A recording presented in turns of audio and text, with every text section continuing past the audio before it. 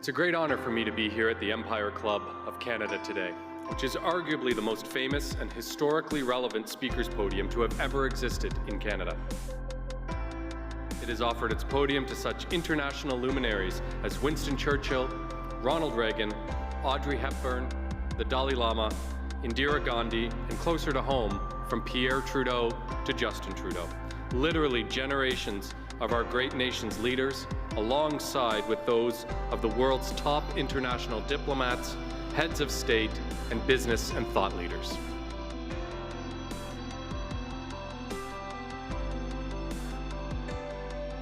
It is a real honor and a distinct privilege to be invited to speak to the Empire Club of Canada, which has been welcoming international diplomats, leaders in business and in science and in politics. And when they stand at that podium, they speak not only to the entire country, but they can speak to the entire world.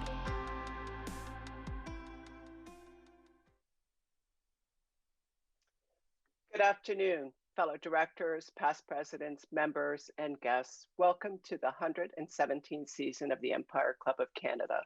My name is Antoinette Tumilo. I am the president of the Empire Club of Canada and your host for today's virtual event, Getting Back to Normal. What does it mean and what will it take? I'd like to begin this afternoon with an acknowledgement that we are hosted on the land of the Mississaugas of the Anishinaabe, the Haudenosaunee Confederacy, and the Wendat peoples. We also recognize the enduring presence of all First Nations, Métis, and Inuit peoples. I would encourage everyone tuning in today to learn more about the traditional territory on which you work or live.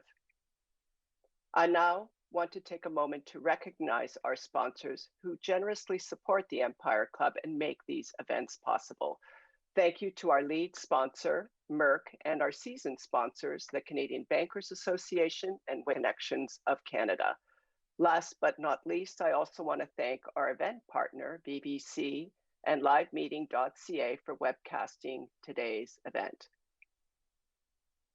Now, I just want to remind everyone participating today that this is an interactive event. Although a recording of this event will be made available, those attending live are encouraged to engage with our speakers by taking advantage of the question box to the right of your screen. We have allotted some time for Q&A towards the end of the discussion. We also invite you to share your thoughts on social media using our hashtags, which you can find in the corner of your viewer throughout the event. To those watching on demand at a later date, and to those tuning in on the podcast, welcome and thanks for participating. It is now my pleasure to call this virtual meeting to order. Today's event is a topic that is surely top of mind among Canadians from coast to coast to coast, as national vaccination rates approach 65% of the population having received at least one dose. We now turn our minds from surviving the lockdown to getting our business and our lives back to normal. What does that even look like, and what will it take to get there? Our panel of experts have the answers, or at least some of them. Moderating the panel today is Mike Kessel, President and CEO of Cleveland Clinic Canada, which is the Canadian location of one of the largest and most respected nonprofit global healthcare organizations in the world. We are absolutely delighted Mike is moderating today's panel. Not only is he an MBA from Northwestern Kellogg and CPA, but most notably, and a fun fact, he was nationally ranked ping pong player in the USA. Mike will briefly introduce today's panelists and share some more fun facts. But if you'd like to know more about our panelists, you can find their full bios by scrolling down below the video window on your screen. Now I'd like to turn it over to Mike to get us started with the results from his recent survey. Mike, the virtual floor is now yours. Thanks so much, Antoinette. A very nice opening. My mom couldn't have said it better. So I appreciate that intro, and thanks for everyone joining today and taking the time to listen to this timely and important topic, and to these talented panelists. Dr. Julie Gerberding, Dr. Ja Hugh, and Rocco Rossi. And a special thank you to the Empire Club and to Merck, as there are 768 registered people for this event today. And this is the 42nd event the Empire Club has done this year. Big kudos. The topic today is getting back to normal. What does it mean and what will it take? So back to our esteemed panelists. Their bios, as Antoinette mentioned, are on the website. And quite frankly, we would be here all day if I had to read them all. But here are a couple snippets about them, including a fun fact that I asked each of them to share about themselves to show a bit of their fun side.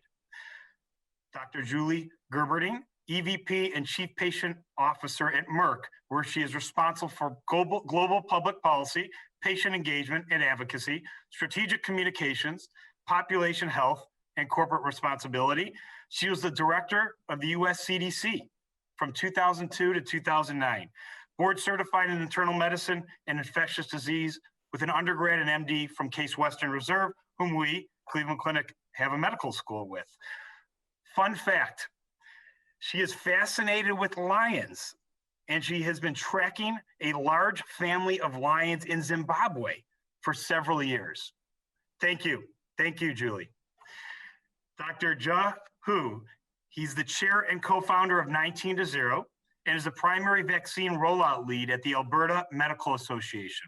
He's a family medicine physician that worked in management consulting for McKinsey & Company, that also did his undergrad work at Harvard before obtaining his MD from the University of Alberta. I get the pleasure of working with Ja at Cleveland Clinic Canada, as he's our medical director lead for Canadian Pension Plan Investment Board.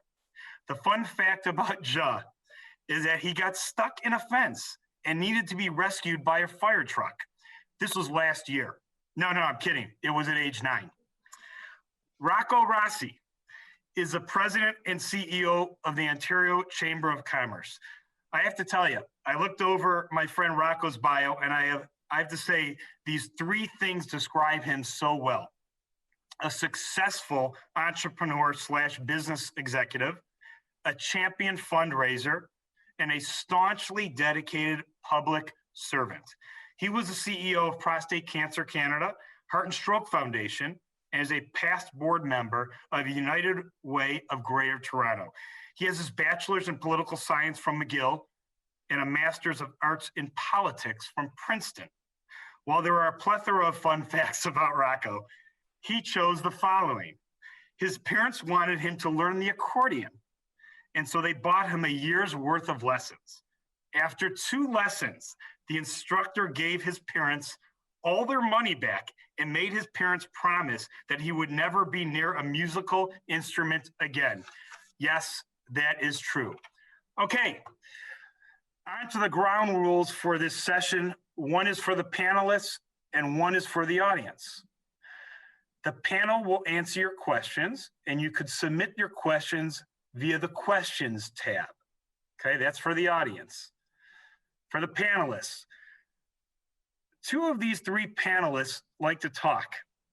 So if I realize that either of these individuals, hint Ja and Rocco, start to go into 12-chapter storytelling mode or tangent mode, I apologize to the respective panelists, as I will have to politely inform you to bring the message home. My job here as moderator is to extract the wisdom and experience from these panelists and ensure you all get your key questions answered. So here we go. First question. Canada has prioritized COVID-19 vaccination as a key part of its strategy to respond to the pandemic and return to normal. As the country continues down this path, what do you think are some key things to keep in mind to be successful? Are there lessons we can learn from other countries or from other vaccination efforts? Dr. Hu, would you like to go first? Yes, I'd love to. Thank you, Mike. Introductions. I think we all know, well, maybe some of us know, that Canada actually has done very well with the vaccine rollout. We are actually first in the world for a proportion of population with 1 dose at least. And I think our 2nd dose rollout is coming along quite well. That being said, I think neither Canada nor anywhere in the world is sort of near what I would call the herd immunity threshold for what we know, especially for some of these Delta variants. And, we may need boosters and all sorts of other things down the future. So I think some of the things that we can really learn from other countries, and I look at the United States for this actually, one is around incentives actually, right? So, I think across the United States, Ohio had the lottery, Alberta copied the lottery, but ways of sort of directly or indirectly incentivizing vaccine uptake, I think will be really critical to sort of sustain the momentum. Another really useful piece, I think, is having sort of more effective marketing, perhaps, and communications around vaccinations. I know that many people have been a little bit confused, I think, by various public health guidances. In the United States, groups like the Ad Council and Pharma have done a lot of, I think, pretty good work around sort of messaging around vaccination. And I think having some of that move into Canada would be really key. And maybe lastly, sort of an enabling factor, I think, is just, novel partnerships, right? I think that the health system, I think, has never before worked so closely with non-health partners, private sector partners, school board, just everything.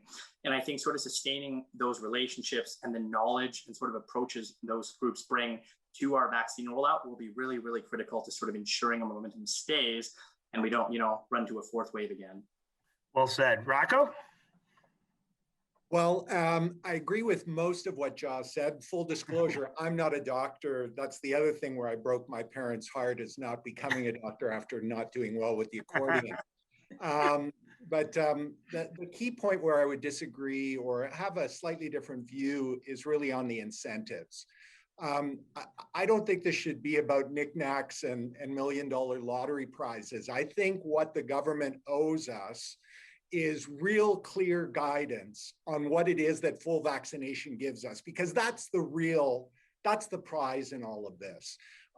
There's a wonderful quote from someone I follow very closely, Dr. Suman Chakrabarty at Trillium Health Partners, who said his biggest concern is that we have undersold the amazing efficacy of COVID vaccines in Canada. So guidelines around what is it that you can do when you're fully vaccinated? What does that mean for travel? What does that mean in the workplace? We would be having a very different conversation having had AZ as my first vaccine if I would not be allowed to go to the Bruce Springsteen show in New York. But that is what is happening in the absence of government telling. The market will fill that vacuum. Morgan Stanley, you must be vaccinated to go back to work. You're seeing it in universities. You're beginning to see it in long-term care. There will be more and more. Vaccines are game changers. So tell us how and when the game changes. That will drive it even more. Yeah, that's well said. So what I hear you saying is content, clarity, communication, and great leadership. And speaking of that, Dr. Gerberding, how would you respond and reply to this? I think we're at an amazing moment in time, and I really enjoyed getting a chance to see how Canada was approaching the situation, because we all in the public health world know that Canada is an exemplar of effective routine immunization programs and has been for decades. So it's a best practice country. And I am delighted to hear about the progress in the vaccine coverage. Doesn't surprise me that Canada's ahead of the curve, but I think it's wonderful. And yes, I recognize we're not done yet, but we see the light at the end of the tunnel. There is still incomplete coverage. I'm sure we'll have people who will remain vaccine hesitant, and there still is health inequity even in Canada. So we still have our work cut out for us. So what can we learn so far?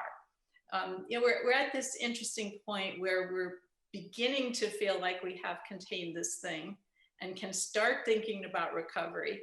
But if we act too soon and go too fast, we'll have the risk of falling back into the hole we were in a few months ago. So one of the things that I think is really critical is trust. And in this context, trust is a function of three really important things. First is truth telling. And by that, I kind of mean the science, the data, all of the hard facts that will change and evolve as we learn more. And that's hard for people because they want everything to be absolute today, but we have to adapt what we're doing as we learn more and as we go forward. The second part of trust is really the transparency. And that's what's usually the hardest part, because people don't want to panic other people. They're afraid to put the whole story out there. But These days, people need to know, how are these decisions being made? How are the studies being done? How is safety being monitored?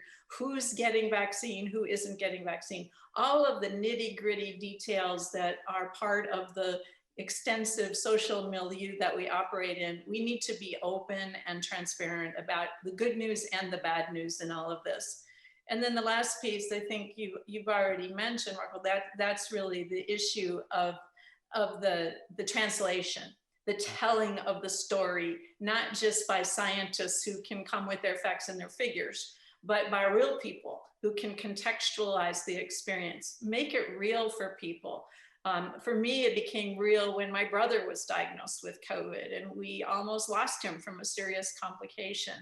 But we got to help people understand this is not an abstract thing happening, thank goodness not in my world.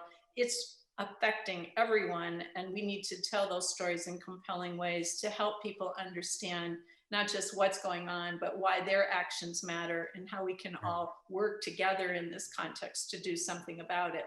Those same principles are going to follow through as we go into recovery, as we return to care, as we think about restoring our routine immunizations or our cancer screenings or our chronic disease care. It's the same thing. It's the trust, telling the truth, being transparent about what needs to happen, and then making it real for people so they have clear guidance about the steps they need to take. Yeah, that's well said. That's very well said. Thanks for sharing that. And I know you've been at the forefront of many of these public health emergencies in different capacities. During the SARS outbreak in 2003, you were the director for the Centers for Disease Control and Prevention. And during the 2014 Ebola outbreak in West Africa, you were at Merck. What lessons have we applied from those outbreaks to the current pandemic? And what has this taught you about public-private partnerships in addressing and recovering from such crises? And I think John Rocco mentioned about this idea of partnerships and collaboration. Can you expound a little bit for us? Yeah, so I feel kind of like my whole life has been one big infectious disease outbreak, because I started my training just as AIDS was becoming a real recognized entity in San Francisco. But as these infectious diseases have emerged, I think the biggest overall lesson is this will happen. It will continue to happen. It will probably happen more frequently and on a larger scale than we ever imagined possible.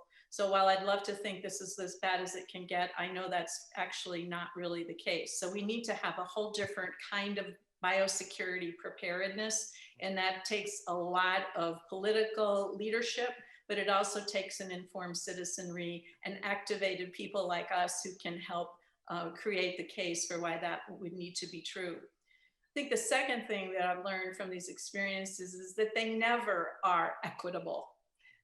It is always the people at the lower end of the socioeconomic strata who are the most harshly affected. And that disparity in who's hit often is accompanied by incredible stigma. We've seen the assaults on Asian communities in this pandemic. We saw that in SARS in 2003 as well. In AIDS, we saw the very difficult treatment of gay men and injection drug users and hemophiliacs. So affected people are socially ostracized, and sometimes worse treatment befalls them. And I think the third thing is that, unfortunately, we tend to go through a cycle of crisis and complacency. And what I mean by that is that when something bad happens, we're there. We jump in, we respond, we invest, money becomes available, science progresses, everybody focuses on what needs to be done reactively, but nevertheless, we somehow manage to muddle our way through and come out the other end in reasonable shape. But once the threat is gone, we relax. And then those resources often go away. The planning goes to the back burner, and other more immediate crises in governments and communities takes precedent. So we can't do that anymore. We have every reason to change our modus operandi. We've got to have a more sustained investment in biosecurity. And that means preparing our health systems for expanded surge requirements. It means stockpiling. It means having a much bigger freezer full of countermeasures that might not be the exact countermeasure for the new pathogen that emerges, but could be in that family of viruses or pathogens, so that at least we can tweak what we have and make it more targeted toward a specific event, but nevertheless, we don't have to start from scratch, which is really also the reason we had COVID vaccines so fast, because we had a head start due to SARS and MERS. And then I think the final issue here really is the fact that no, I don't expect everyone to wake up every morning and think about the potential for a pandemic to befall them. But I do think we need to have an informed public who recognizes why these threats are something that we're going to have to adjust to in the same way we have to adjust to climate change. And in fact, the two are related. But we need to help people accept the reality of what's ahead of us, and at the same time, put it in context and understand that science is on our side. And there are a lot of things we can do without making exorbitant investments that will put us in a much safer position than we were going into this threat. Yeah, that's well said. Thanks for sharing those insights, by the way. And to our audience now, I know Antoinette mentioned this, that we want to make this interactive and get some of your insights as well. So we're going to put a poll up right now, and it is an audience poll, obviously. The poll can be found in the poll tab of the webinar. The poll question is, when fully vaccinated, will you feel comfortable returning to work in the same capacity as before the pandemic? So that question is going to come up now, and feel free to place your vote. Thank you, Devin, our technology guru, for making that poll come up in the modern era of technology.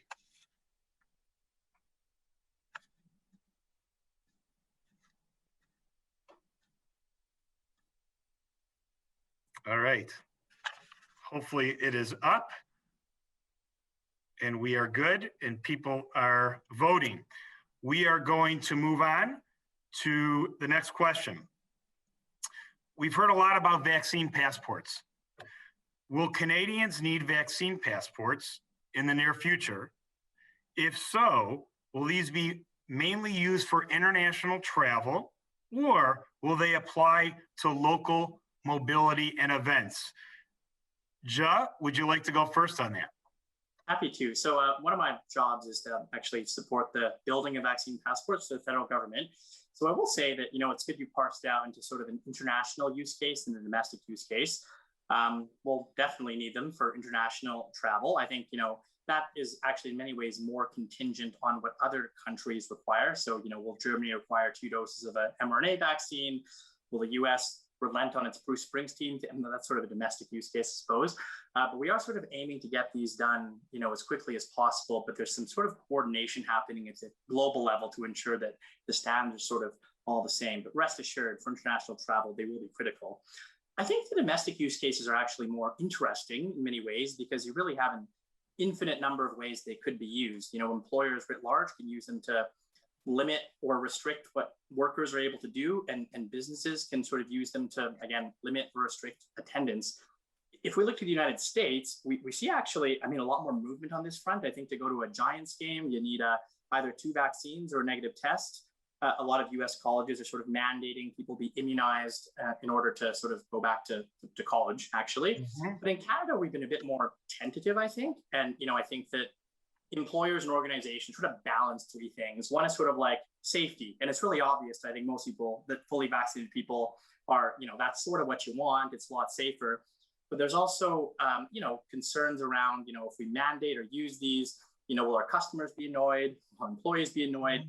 And a raft of legal and privacy issues that we're trying to overcome now. But, I think insofar as we're capable of overcoming some of those, the sooner the better, because I think these things really are quite critical to safe reopening. That's great. Thanks for sharing that so succinctly as well, Ja. We'll move move on to Rocco. I know you mentioned the Bruce Springsteen concert. What do you think about all this? These are vaccine passports. Well, Jaws hit it on the nail as usual. Definitely on the international, on the domestic use. You're seeing again in the absence of firm guidance, the market making decisions because people are wrestling. This isn't a question of the employer forcing an employee to do something just as some sort of power grab by the employer. Even in my small shop, I have employees who are immunocompromised or who have families who are immunocompromised. And so they feel they have rights to be in a workplace where their colleagues are also vaccinated. We know from Dr. Tam, there's no absolute security. And so we're trying to create the safest workplace possible. And so people should want to do that on behalf of their colleagues. And you're also seeing in many of our member companies, including banks, clients already beginning to say, look, I'm not prepared to talk to an advisor or manager who is not vaccinated. And so it may not be called vaccine passport, but we've created so much post-traumatic stress in everyone around this virus that people are going to expect some clarity and notions of safety, whether it's at a concert, whether it's going out, or whether it's in your workplace. Steps are going to have to be taken to give people certainty, or government is going to have to create a framework within which employers don't suddenly become liable because someone contracts COVID from someone else in their office who refused to be vaccinated. Yeah, no, that's a really good point. I'm gonna stick on you with this topic as well. What impacts do you think the vaccine passports are going to have on the Canadian economy, and how will they impact the labor force, return to work, and how will they impact consumer confidence as well? You started along this, so I thought I'd keep you going. Yeah, no, that confidence issue is critical. Yeah. And again, back to what is the incentive of getting vaccinated? I'm not a doctor, but I look at the numbers as they're reported. So Los Angeles County, for the last 6 months in total, 99.6% of the cases were unvaccinated people. 98.7% of those who are hospitalized, unvaccinated. 99.8% of the deaths, all 6 months, unvaccinated. These are incredibly powerful and effective tools. They're not perfect. Something in the order of 150 people in the month of May who were fully vaccinated in the US died from COVID, but that's out of 18,000 people who died. So 0.8%.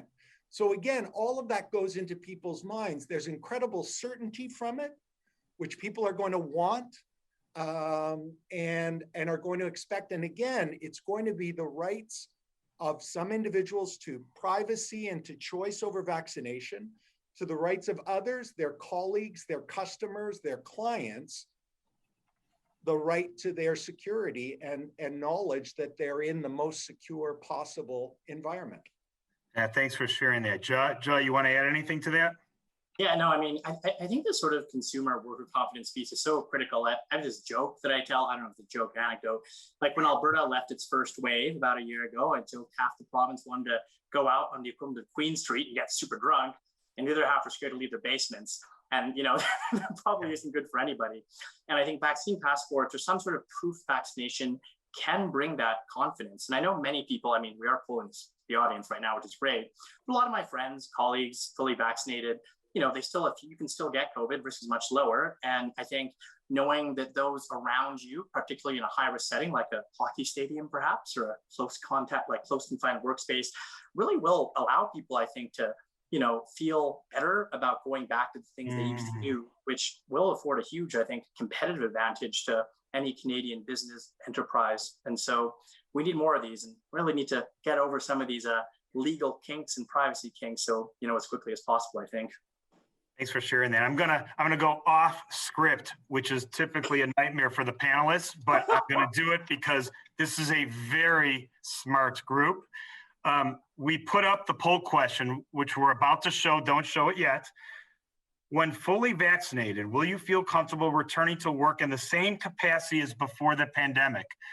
Ja, you go first. What do you think our audience said?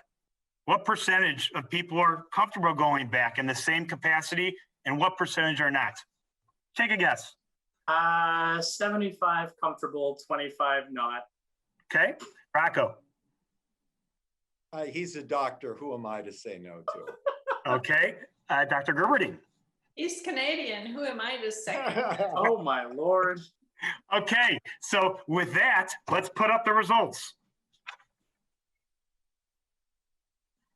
All right, so oh my.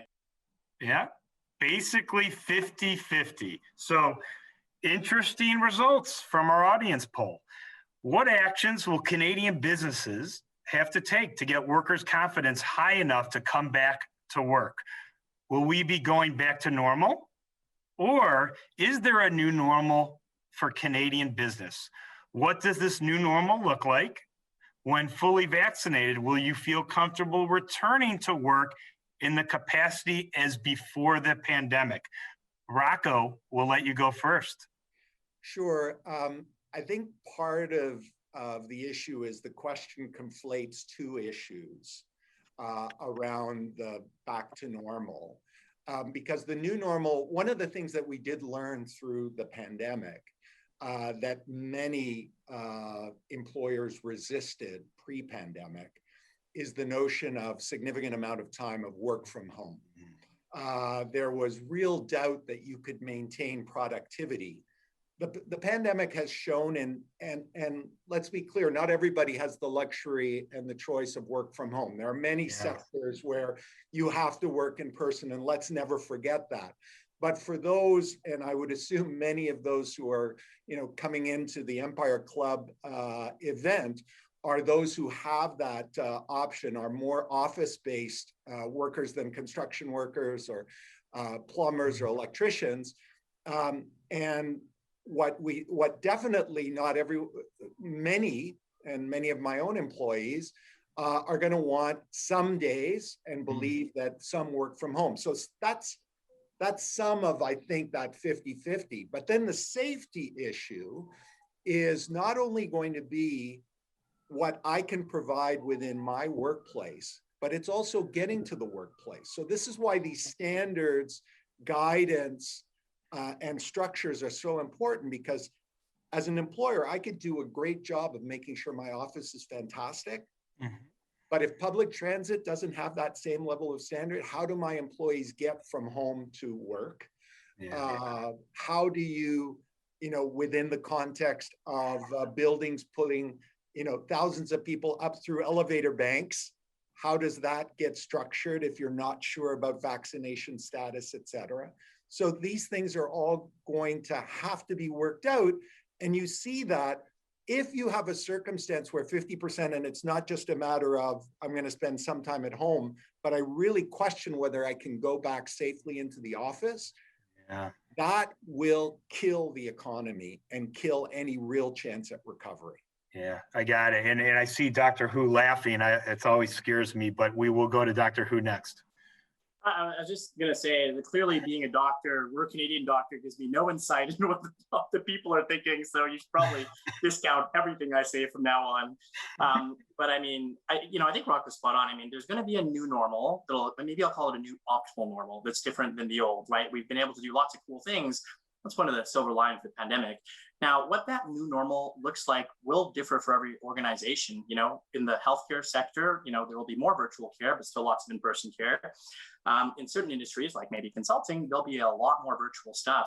But I think, as organizations probably need to identify what their optimal new normal is that sort of optimizes for what we call operational productivity, but also for keeping your employees both safe and happy. And we should drive to that. And it'll look really different based on the industry you're in. And I'm curious to see sort of all the new configurations of work that'll sort of emerge in post-pandemic era. Mm-hmm. Yeah, well said, and succinctly too. Dr. Gerberding. No, I think one of the things that makes this hard is that it's not a one size fits all perspective, because the people we're talking about are not one size fits all. In every, at least significant organization of size, there is a very broad range of perspectives on this. In the company that I work for, Merck, we from the very beginning set 3 priorities: safety of our employees and their families, absolutely, and anyone who could work from home was to work from home. Second, supply of medicines and vaccines, because even though we need to have safe employees, we also have patients and customers who need life-saving medicines, not just those for COVID. And third is to participate in the science to help contribute our know-how to the development of antivirals, vaccines, and countermeasures for the pandemic. So that meant that some people were going to be working on site because their jobs were essential and they needed to be there to get those jobs done. People in labs, people in the production lines, people in the supply chain. And then people who were normally office-based had much more degrees of flexibility to be able to work at home. But that's not uniform across our markets. Some people who are working in other parts of the world look at this conversation that we're having about return to work in the United States and they think we're a little nuts. Many of them went back to work long before they were vaccinated. And so they've managed to, take it in stride, practice sensible measures of vigilance. They've also engineered their buildings to be safer. The air quality has improved. And a lot of things that we forget are really important, perhaps even more important than vaccination and masking, are really the engineered controls that take the risk down to a common level for everyone in the building. And then I think the third thing is that we have a multi-generational workforce, and we have people who have very different expectations about what their work life should be like going forward. So we have to prepare for that hybrid work environment that we're all become familiar with in the last several months. But we also have to recognize that in certain parts of the United States, for example, we have a large cohort of workers who say that if you mandate vaccine, we'll quit. And that sends a very negative signal through the system because they're performing essential functions in our business. So how do you kind of embrace the variety and the fact that people move through this acceptance at a variable rate and still do what you can to protect your people, but also your business? We're lucky, I would say, because we've been having regularized engagement with our employees on a global basis since this all began. And we pulse check their attitudes and their perspectives on things. And we know, for example, that about 95% overall expect to be vaccinated or who have already been fully vaccinated. So our population coverage is very high, absent mandates or, but that doesn't necessarily mean it's going to be high in every location. And so we have to take into consideration, how do we then adapt or localize that to the local circumstances? The other factor, of course, is what's the transmission pressure in the community where our employees are located. And if it's very, very low, like it is in some parts of Canada, adding mandatory vaccine may not add anything to the safety that it's already high because the disease is under control in the community. Whereas in high prevalence communities, it could be a very different situation. That's well said. And as a Chicagoan born and raised, moving my family here in 2009 to Canada, maybe I'm less nuts, hopefully. But in all seriousness, thank you. That's well said. I appreciate that knowledge. And we're all always looking for solutions. So this is the last question that we'll ask to the panelists, and we'll open it up to the audience. This is kind of a solutions-driven question. Rocco, you'll go first. How do we accommodate workers post-pandemic? Will rapid testing be needed to ensure a safe workplace? Will there be different solutions for different sectors? Well, I think Dr. Gerberding gave a real sense of there is a spectrum here. It's not going to be a one size fits all. Yeah. And society is going to be strategic. I mean, you saw in Ontario the announcement that as of July 1st, for workers in long-term care, as a for instance, you either show proof of vaccination, proof that you have a medical reason that you cannot, not a question of conscience, but a medical reason that you cannot, or you agree to take a seminar, an education piece on the efficacy and importance of vaccinations. But strategically, given what we saw happen in long-term care across the globe, really, but certainly in Canada, the notion that you would have unvaccinated people taking care of our seniors in long-term care just to me would seem unacceptable. Other areas, other issues, there may be more movement, but I think we are absolutely going to require guidance from government on employment standards, because employers have a duty of care to provide safe working environments. And that has to be clarified in the era of COVID and what it means and what requirements, and that will likely be sector by sector and community by community, based on what Dr. Gerberding has said. But it's something where, as well, there is an individual responsibility. And yes, we all have individual rights, but our rights end where our actions run the risk of harming those around us. And that is crucial to take into account and balance.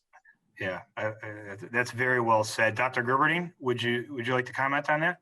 No, I'm in complete agreement. I think, I was a hospital epidemiologist before I went to government service, and that meant I had responsibility for the safety of our patients as well as our employees. So this debate about mandatory influenza and mandatory hepatitis B vaccine immunization were very much a part of our world.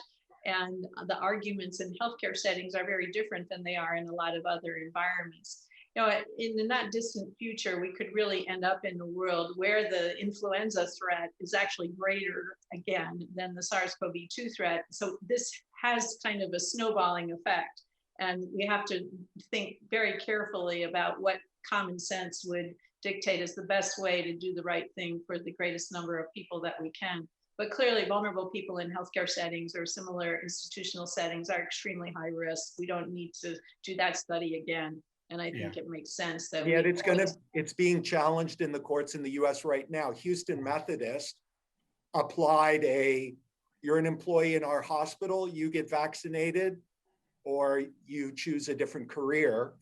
And they let go about 100 employees, and those employees are taking the hospital to court. That's right. And we saw the same thing years ago over hepatitis B vaccination. So, I don't mean to sound Pollyanna, but I think the first step is the carrot, and it's to really try to inform and engage people and help them understand that this is in their enlightened self-interest, but also we all have an altruism gene hidden in us somewhere, and we need to really magnify and make sure that gene is being expressed, because that's really what's at stake. Yeah, that's great. Joe, would you like to add anything? No, just on the topic of some of these, that vaccine mandates, I think I'm very glad that, as of July 1st, Ontario will be essentially mandating vaccination long-term cares. It's sort of absurd to think that there isn't more of this happening, especially after what COVID did to nursing homes, hospitals, right? And I think to get there, we do need the carrot, right? Like, part of it will make vaccine mandates more acceptable in Canada is generally the fact that we have a relatively high uptake rate. But I think the other thing that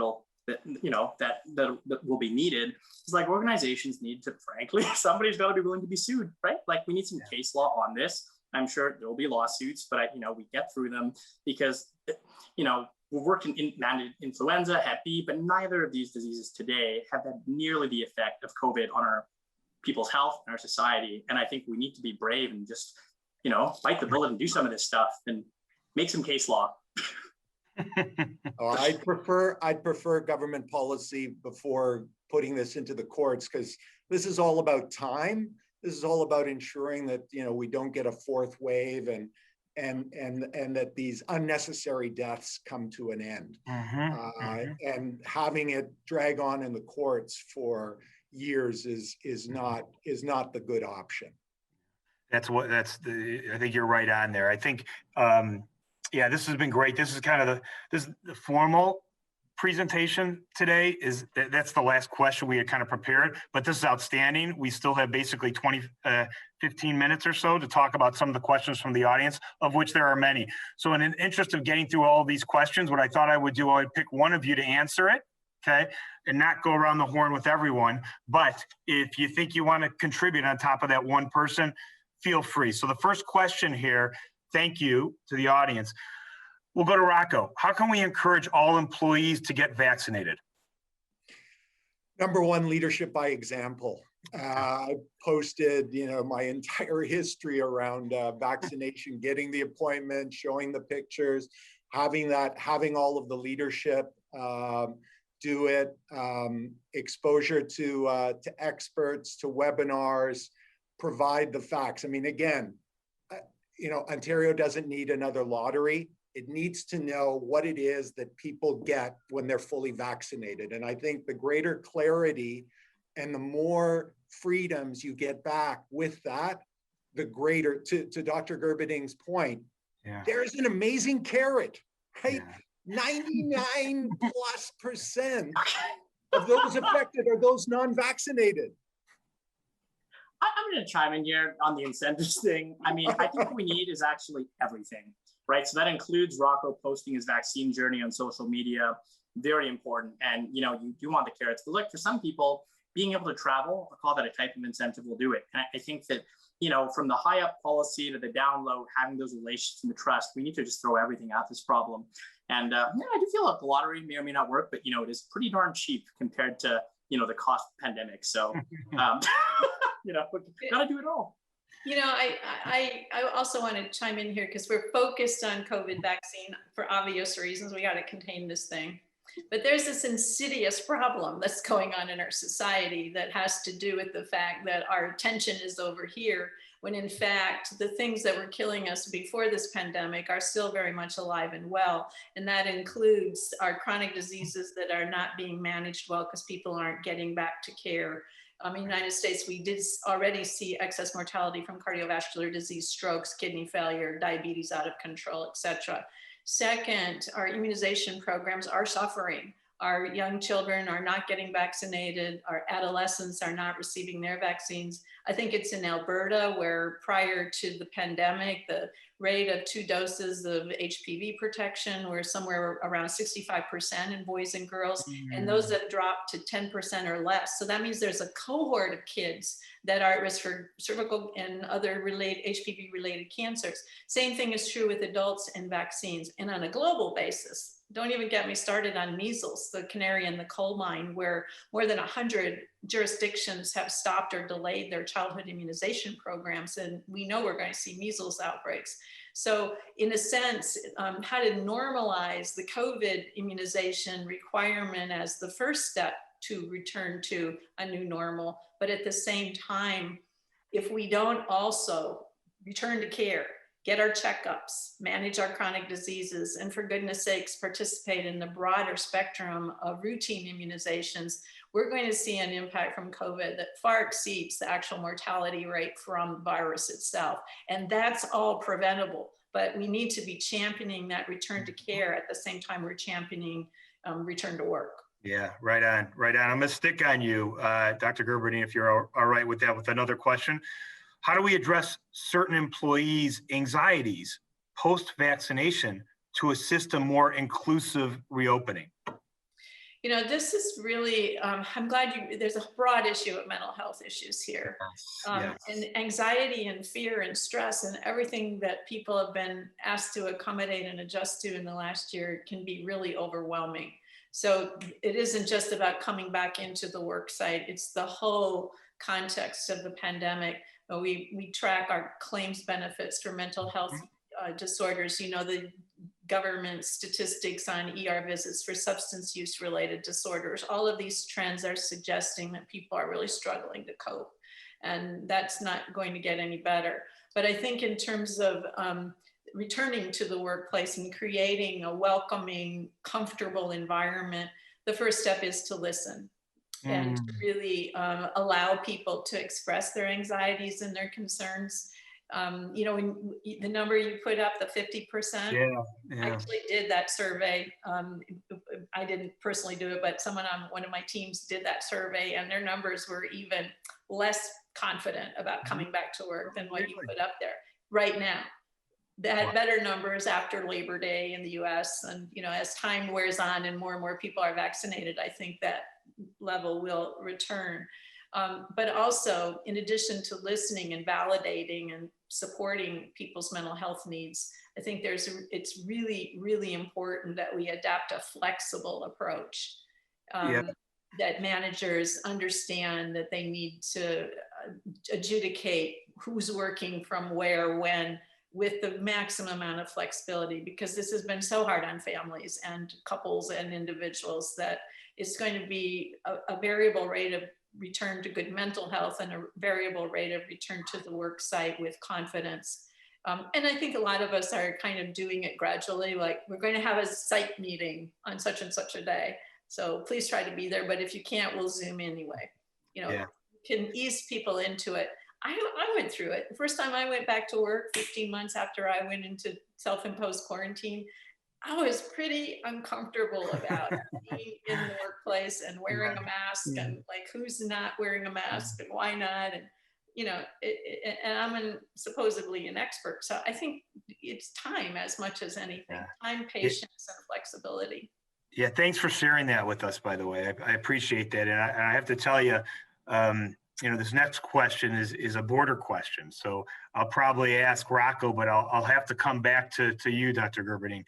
And being a Chicagoan, and my family's all in Chicago right now, my parents and my brother, et cetera, this question is geared towards me getting back to Chicago to say hello to my parents who I haven't seen in probably a year and a half.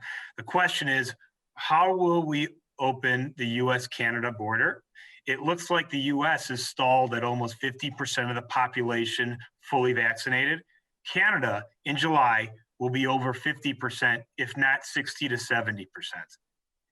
So Rocco, would you like to answer that? And then Dr. Gerberding, I'd imagine this would be right up your alley as well.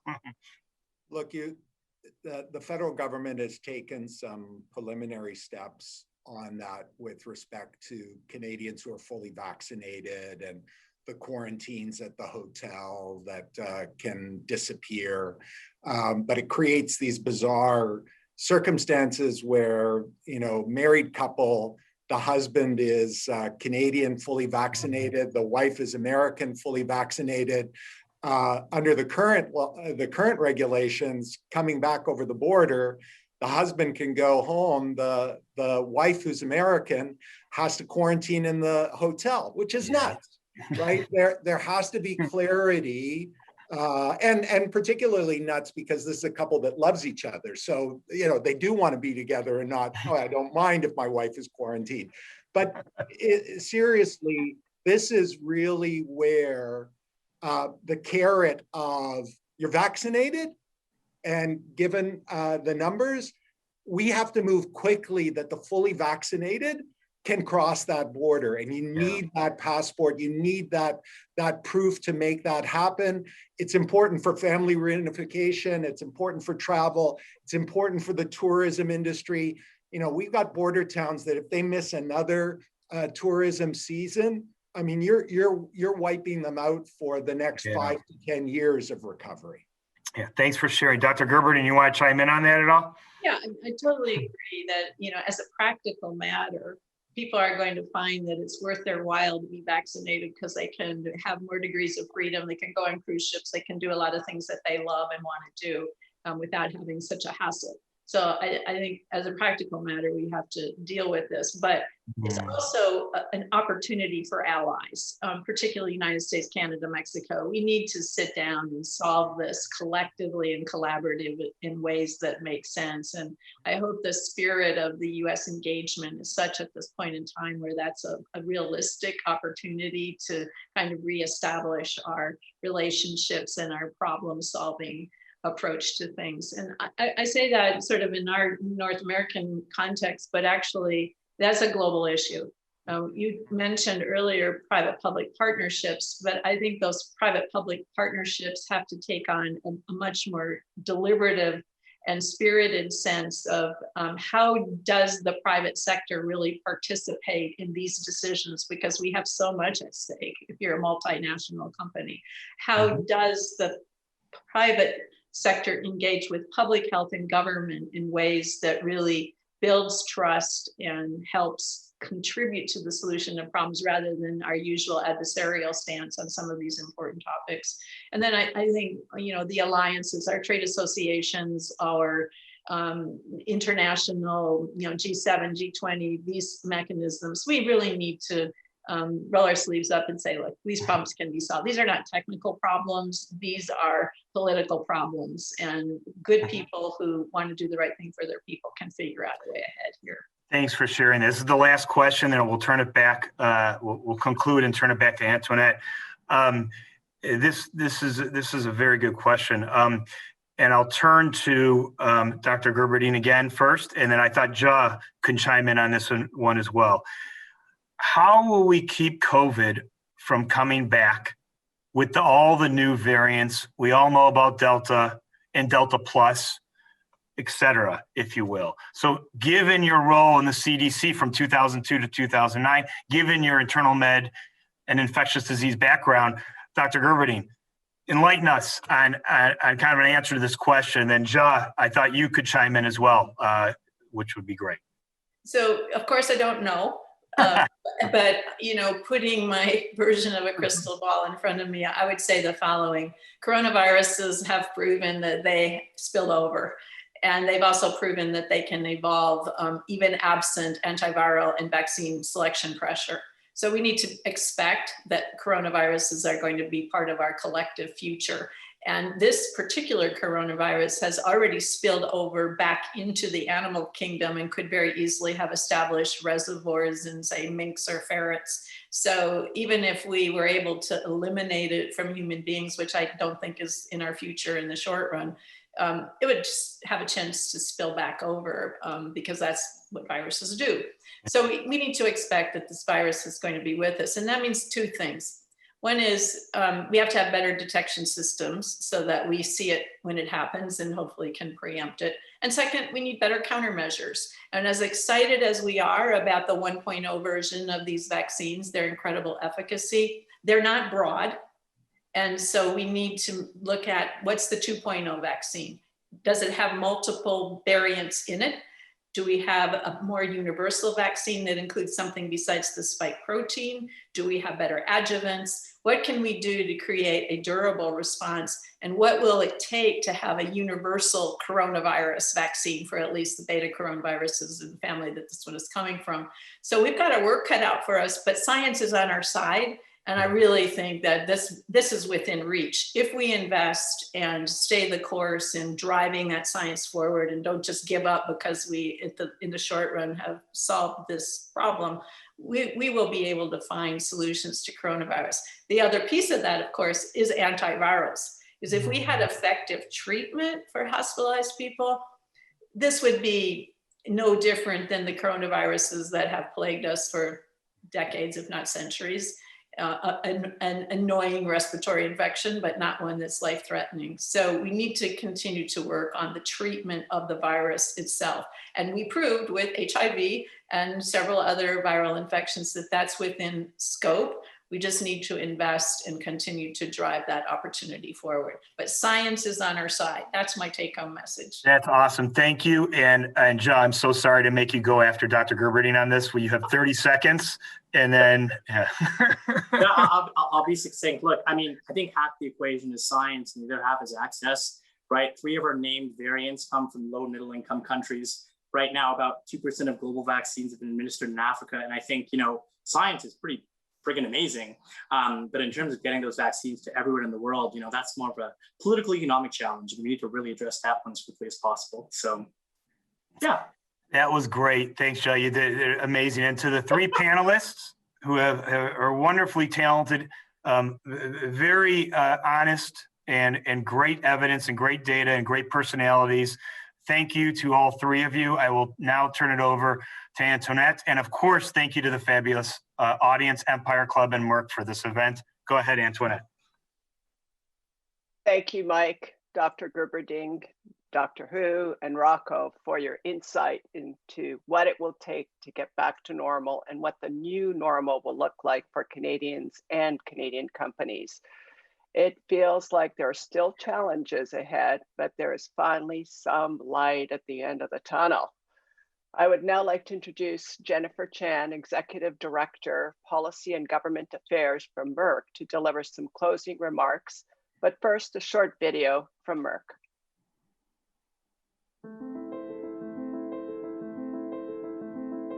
How do we help secure a healthier future for everyone?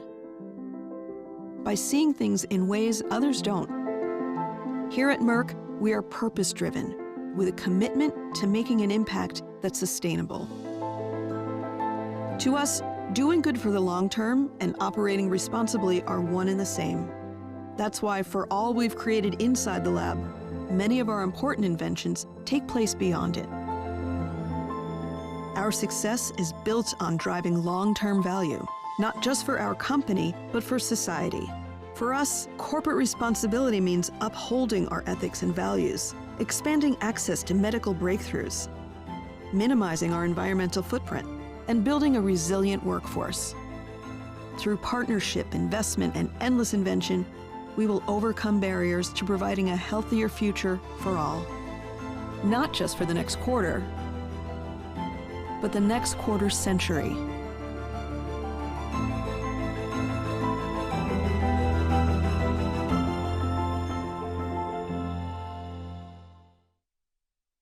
Thank you so much, Annette, and to the Empire Club of Canada for hosting today's panel of experts and with our masterclass moderator, Mike, on the topic of getting back to normal and what does this mean and what will it take?